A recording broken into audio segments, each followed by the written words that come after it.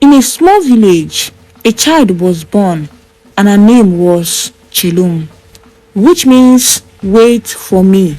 Chelum was born in a cold, stormy night in a village called Ogbaba.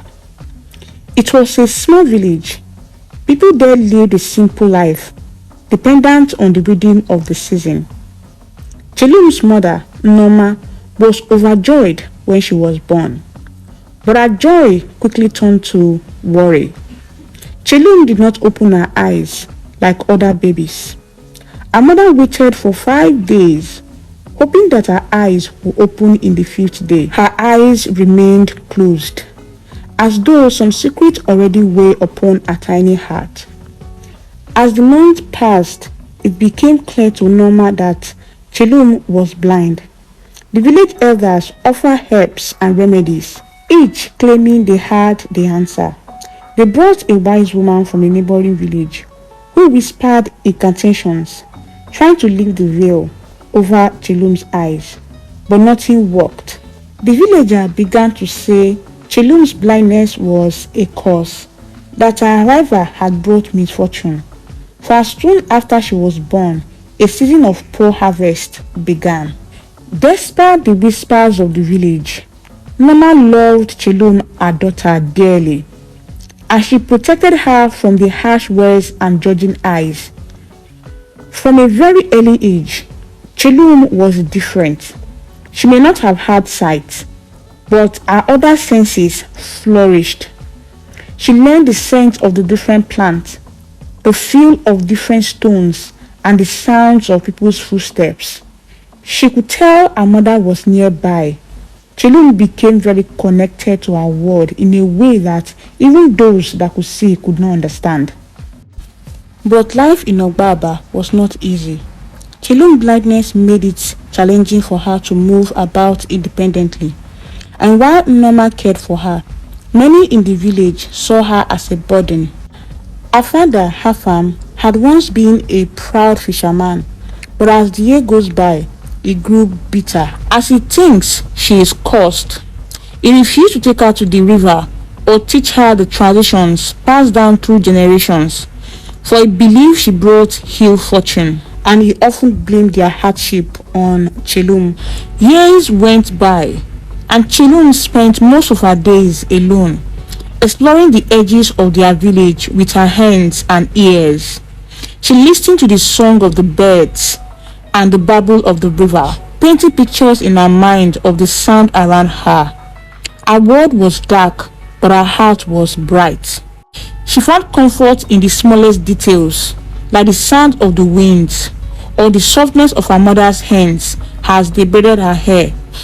When Nelum turned 15, tragedy struck. Her mother fell ill with a mysterious sickness. Norma grew weaker by the day, her laughter fading into soft whisper. Her once strong hands are now fragile. Chelum spent every single moment by her mother's side, holding her hands, listening to her breathing and praying. The village healer, a woman named Ndeako, came to see Norma, but her herbs and potions did little. As Norma's condition worsened, Afam's resentment grew. He blamed Chelum, saying the sickness was another sign of her curse. One evening, he told Chelum, "If it weren't for you, your mother would be still well.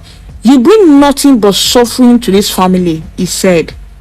This word cut deep into Chelum's heart, who had always held her head high, despite all she has been through.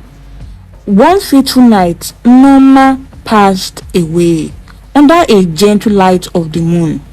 Her last word was, "Chelum, my little one, always remember, you are a gift, not a curse." After Norma's death, Chelum's life became even harder. Afam's bitterness turned to anger, and he distanced himself from her, treating her like a stranger without a mother's love to shield her. Almost everybody in the village turned against her, calling her a cursed child that brings fortune to her mother. One day, A terrible drought fell upon the village of Obaba. The river dried up, the crops withered, the animal grew thinner and sick. The villager blamed Chelum, saying her presence angered the spirit. They murmured that if she left the village, the rain would return. Afam, desperate and full of resentment, decided to send her away.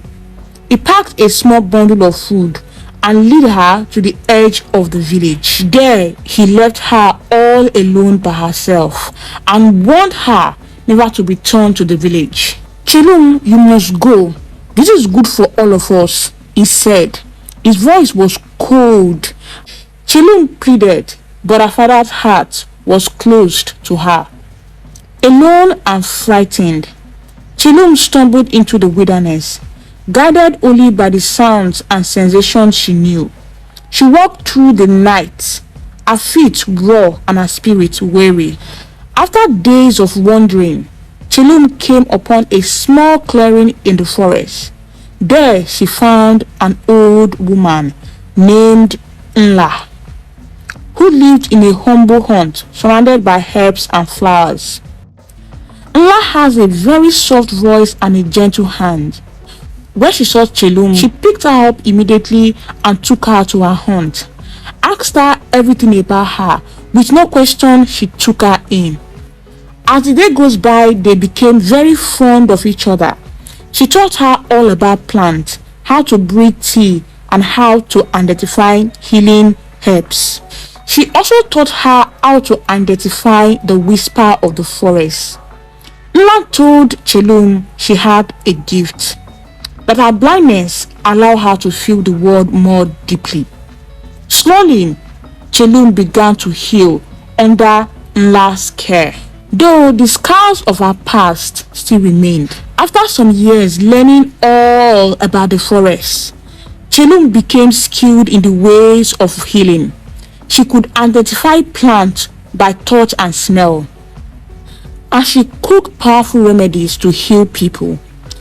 People from different villages began to seek her out, traveling great distance to meet the blind healer in the forest. Stories of her kindness and her ability to see beyond sight spread across other villages.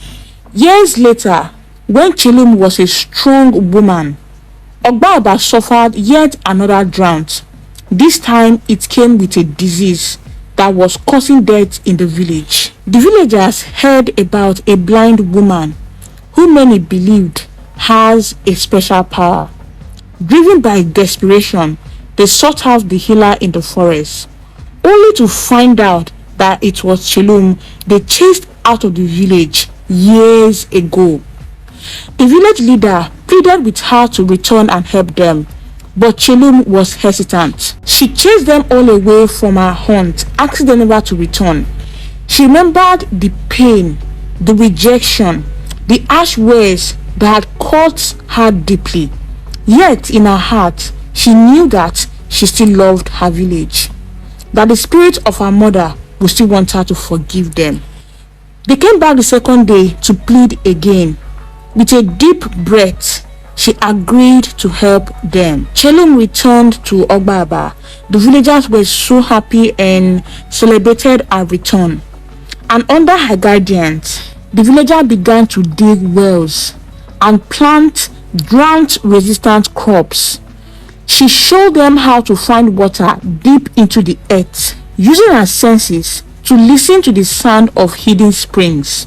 Slowly, the land began to heal, and so did Chelum's heart. As the rain finally returned to Ogbaba, Chelum stood under the storm, feeling the cold drop against her face. She was no longer the cursed child, but the healer, the one who had brought life back to the village. And though she could not see the rain, she felt its power and beauty, knowing that in her own way, she had always been blessed with a vision beyond sight.